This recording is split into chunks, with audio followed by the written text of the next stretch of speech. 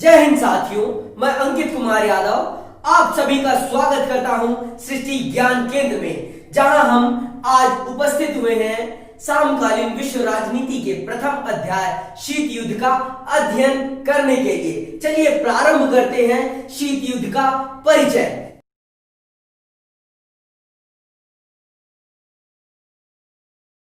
जहां पर हम आपको बताएंगे कि शीत युद्ध क्यों हुआ अथवा इसका विश्व राजनीति पर किस प्रकार का प्रभाव पड़ा अथवा भारतीय राजनीति पर इसका किस प्रकार का प्रभाव पड़ा और इससे भारत को किस प्रकार से जूझना पड़ा। ये सारी बातें हम चल रहे हैं आपको इस कक्षा के माध्यम से बताने करते हैं हम। अब मैं आपको बताने चल रहा हूं शीत युद्ध से पहले की राजनीतिक परिस्थितियां। विश्व शीत युद्ध होने से पहले विश्व राजनीति में क्या क्या चल रहा था, इस बारे में हमें जानना बहुत आवश्यक है, क्योंकि जब तक हमें शीत युद्ध होने से पहले की राजनीतिक परिस्थितियों के बारे में नहीं पता होगा, तब तक हम शीत युद्ध को कभी भी सही ढंग से नहीं समझ सकते। तो यही हम बताने चल रहे हैं आपको कि शीत युद्ध होने से पहले विश्व राजनीति दूसरे विश्व युद्ध में लगी हुई थी। दूसरा विश्व युद्ध 1939 से लेकर 1945 तक चला और दुनिया इस युद्ध में दो भागों में बटी हुई थी। एक थे मित्र राष्ट्र और एक थे धुरी राष्ट्र। मित्र राष्ट्र में थे हमारे संयुक्त राज्य अमेरिका, सोवियत संघ, ब्रिटेन और फ्रांस, और हमारे धुरी राष्ट्र में थे इटली, जापान और जर्मनी। तो दूसरा विश्व युद्ध समाप्त होता है बड़े विध्वंसक रूप में। अमेरिका जापान पर परमाणु बम गिराता है और उसे नष्टो नाबूद कर देता है। यही बात हमारे सोवियत संघ को नापसंद आती है और वो अमेरिका के विरुद्ध खड़ा हो जाता है। दोनों एक ही गुट के थे, लेकिन दोनों के बीच में वैचारिक युद्ध प्रारंभ हो जाता है, जो कि आगे चल के हमारा शीत युद्ध बन जाता है। आइए यहीं से प्रारंभ करें हम अपने अध्याय का पूर्ण विस्तार। चलिए, तो हमने आपको बताया शीत युद्ध से पहले हमारे दूसरा विश्व युद्ध लड़ रहा था। दूसरा विश्व युद्ध समाप्त हुआ, उसके बाद दुनिया वैचारिक युद्ध में चली गई, जिसे हम शीत युद्ध के नाम से जानते हैं। शीत युद्ध में दुनिया दो भागों में बट गई। एक पूंजीवादी गुट और एक साम्यवादी गुट। एक पूंजीवादी, एक साम्यवादी, एक लोकतांत्रिक, एक समाजवादी गुट में हमारा विश्व परिवर्तित हो गया। इसी समय हमारे दुनिया में एक नई अंतरराष्ट्रीय संगठन का निर्माण हुआ, जिसका नाम है संयुक्त राष्ट्र संघ। और इसी समय दुनिया में 9 स्वतंत्र देश आजाद हो रहे थे, जो कि औपनिवेशिक शासन के अंतर्गत गुलाम थे। फ्रांस, ब्रिटेन इनके गुलाम थे। जैसे भारत, पाकिस्तान, ये सारे के सारे दुनिया के गुलाम देश थे, जो कि इसी दौरान इनके चंगुलों से आजाद हुए और अपने आप को एक स्वतंत्र देश के रूप में अपने आप को स्थापित किया। और यहीं से दुनिया में 3 गुटों का निर्माण हो गया।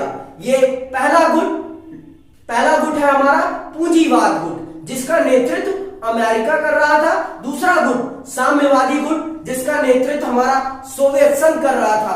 और एक तीसरे गुट का निर्माण हुआ, जिसका नाम था गुट निरपेक्ष, जिसमें भारत था, जो कि इन 9 स्वतंत्र देशों का नेतृत्व कर रहा था इस शीत युद्ध के दौरान।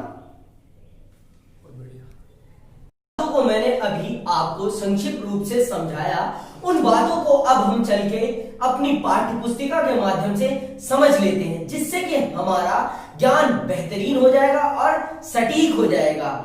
और चलिए अब प्रारंभ करते हैं हम अपना परिचय अपनी पाठ्य पुस्तिका के माध्यम से। यह अध्याय पूरी पुस्तक के लिए एक पूर्व पीठिका प्रस्तुत करता है। यह अध्याय जो आपका है, यह बहुत ही महत्वपूर्ण है, क्योंकि ये पूरी पुस्तक के लिए हमारे एक बेस है। बेस जिसे कहते हैं हम जिस प्रकार से किसी भी इमारत की नींव उसकी आधारशिला होती है, उसी प्रकार ये चैप्टर जो है हमारा जो शीत युद्ध है, ये पूरी बुक को समझने के लिए हमारे लिए बहुत आवश्यक है, क्योंकि ये इससे हमें पता चलेगा कि हमारी राजनीति किस प्रकार से इसके अनुरूप परिवर्तित हुई और हमारा विश्व कैसे कैसे इसके अनुरूप चलता रहा। आइए और समझते हैं अब अंदर चलकर। शीत युद्ध की समाप्ति को समकालीन विश्व राजनीति की शुरुआत की तरह देखा जाता है। यही समकालीन विश्व राजनीति इस पुस्तक की विषय वस्तु है। इसीलिए यह उचित है कि हम कहानी की शुरुआत शीत युद्ध की चर्चा से करें। इस अध्याय से यह साफ होगा कि किस तरह दो महाशक्तियों संयुक्त राज्य अमेरिका और सोवियत संघ का वर्चस्व शीत युद्ध के केंद्र में था। यह अध्याय हमें विश्व के विभिन्न हिस्सों में शीत युद्ध की समर स्थलियों तक भी ले जाएगा। इस अध्याय में गुटनिरपेक्ष आंदोलन पर इस दृष्टि से विचार किया गया है कि किस तरह इसने दोनों राष्ट्रों के दबदबे को चुनौती दी। गुटनिरपेक्ष देशों द्वारा नई अंतरराष्ट्रीय आर्थिक व्यवस्था स्थापित करने के प्रयास की चर्चा इस अध्याय में यह बताते हुए की गई है कि किस तरह इन दोनों ने गुटनिरपेक्ष आंदोलन को अपने आर्थिक विकास और राजनीतिक स्वतंत्रता का साधन बनाया। अध्याय के अंत में गुटनिरपेक्ष आंदोलन में भारत की भूमिका का मूल्यांकन किया गया है और यह प्रश्न पूछा गया है कि भारत के हितों की रक्षा में गुटनिरपेक्षता की नीति किस सीमा तक सफल रही। हाँ, यह बात सही है कि गुटनिरपेक्षता की नीति से भारत को अथवा इस गुट में सम्मिलित सभी देशों को किसी न किसी प्रकार से फायदा मिला है। यही बातें हम आपको चैप्टर